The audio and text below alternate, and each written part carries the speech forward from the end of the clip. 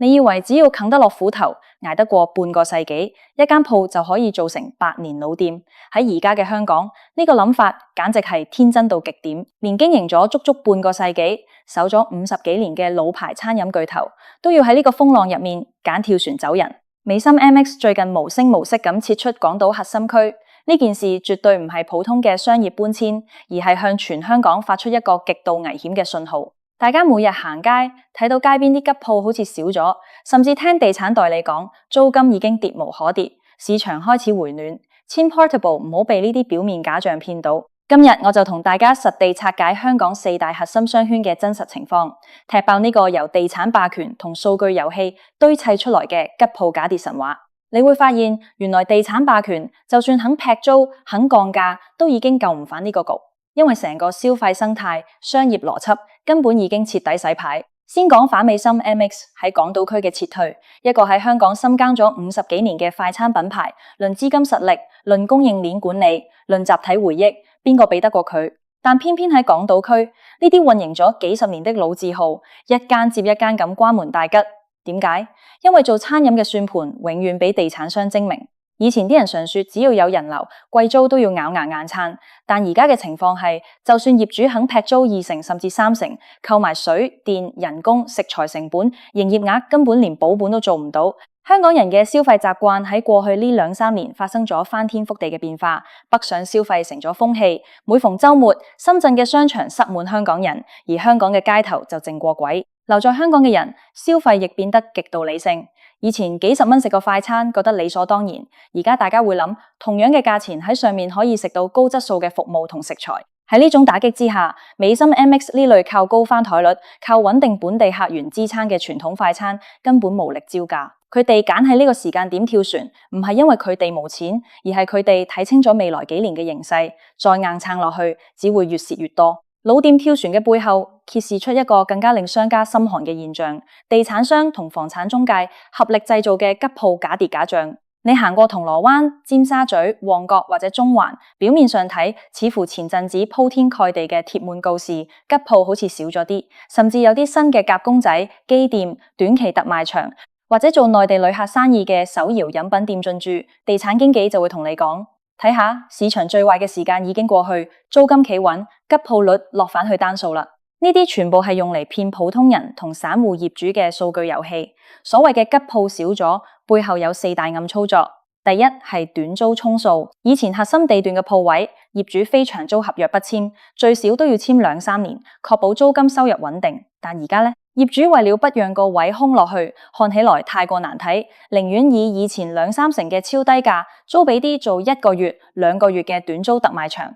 甚至係短租夾公仔機店。呢啲鋪位喺統計數據入面會被算作已出租，吉鋪數字自然落返去。但呢種出租對成個商圈嘅商業生態有乜幫助？0，甚至拉低咗整條街嘅檔次。第二係分割出租，以前一間100尺嘅大鋪每月租20萬，而家根本無人租得起，業主只好將個大鋪一拆為3，甚至一拆為4，變做幾個閣房式嘅微型鋪位。只要其中一個小鋪位租出去，喺數據統計上，呢個地址就唔再算係全吉鋪。但你睇下租金總額，以前收20萬，而家3個小鋪加埋，可能連10萬都收唔預，租金收益直接腰斬，商業價值根本大幅衰退，但數據上卻營造出一副租務活躍嘅假象。第三係租金補貼同隱形優惠。地產霸權最驚嘅唔係少收租金，而係官方租金尺價下跌。因為呢個數字直接影響到成象物業喺銀行嘅抵押估值，所以佢哋寧願喺合約上寫一個看似好高嘅名義租金，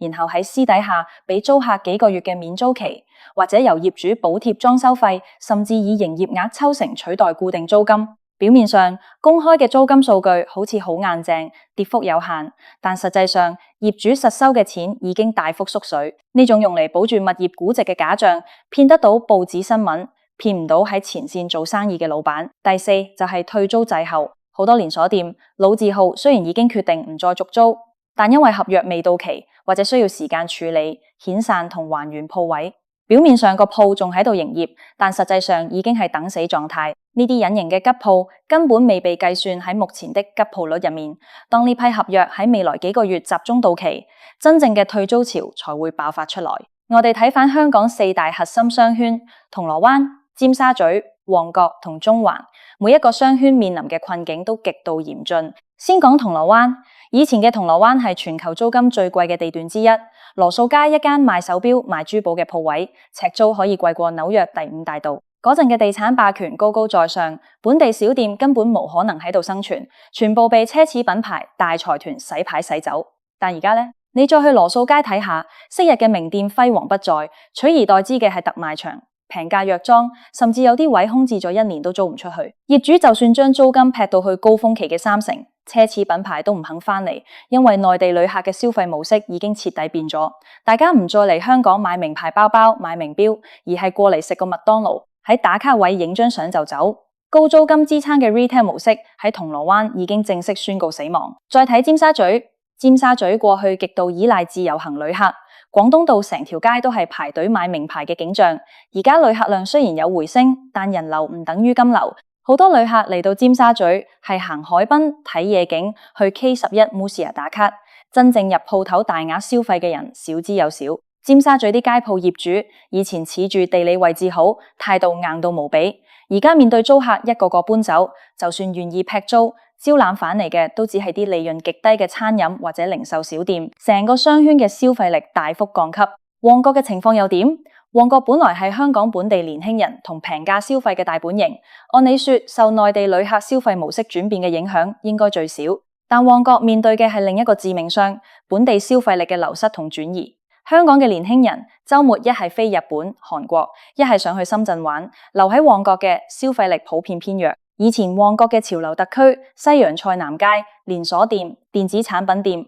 開到街頭街尾，而家你行一圈，吉鋪比比皆是，就算租出去嘅都係啲生存週期極短嘅快閃店。地產霸權喺旺角以前靠高密度、高人流維持嘅高租金神話，完全被北上消費呢股大潮沖到粉碎。最後講中環。中環作為香港嘅金融中心，過去嘅租金係由高新金融業、外資企業同高端餐飲撐起來嘅。但隨住全球經濟環境改變，外資撤離或者縮減香港辦公室規模，中環嘅商業氣氛大不如前。中環嘅高檔餐廳、中高端快餐，例如美心 MX， 面對嘅係寫字樓客群嘅大幅減少，返工嘅人少了，或者大家都開始帶飯食平啲。中環嘅商鋪租金就算點降，都招架唔住整體商務活動嘅收縮。呢度就引申出一個最核心嘅問題：點解地產霸權劈租都玩完？喺過去幾十年，香港嘅經濟發展有一個極度畸形嘅邏輯，地產決定一切。地產商掌控咗最優質嘅土地同鋪位，